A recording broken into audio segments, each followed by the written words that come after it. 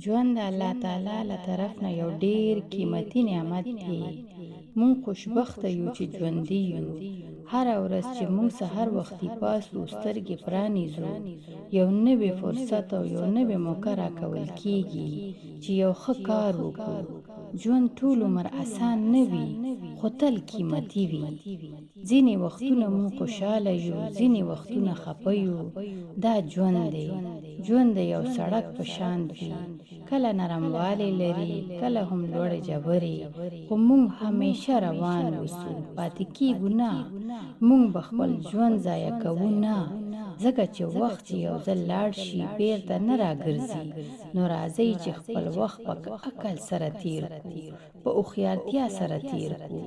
دا وخت له کورنۍ سره، ملګرو سره تیر کړو، ښه کارونه وکړو او د خپل ژوند هدف یعنی مقصد پیدا کړو چې ولې مونږ ژوندي یو.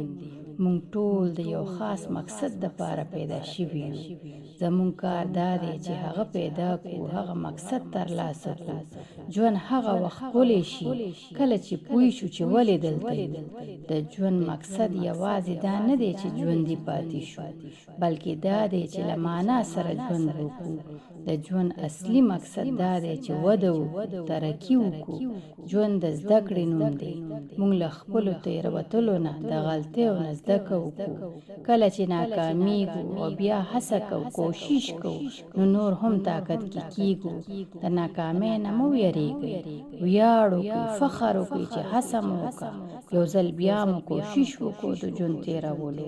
نورو ته مهربانه اوسئ، ضرورتمندو سره مرسته وکړئ. کله چې مینه او درناوی ورکوئ، بیرته هم هغه راته راځي. یو مسکا یا نرم لفظ د یو چا ورځ ښکلې جوړولی شي، او په پای کې په آخره کې شکر ادا کوي. شکر د خپل ژوند دپاره، روغتیا، کورنۍ او خوبونو لپاره. ساده ژوند وکړئ، له زړه نه مینه وکړئ او تل امید لرئ. د ژوند هره شیبه په خوشحالۍ او خوښۍ تیره کړئ، که نه وروستو به پښیمانه یئ. څنګه چې حمزه بابا ویلي دي چې شوه معلومه چې ځواني هم د کار څیز وو، شوه معلومه چې ځواني هم د کار څیز وو، چې کوم ښکلی رانه تیر شو ارمان راغی.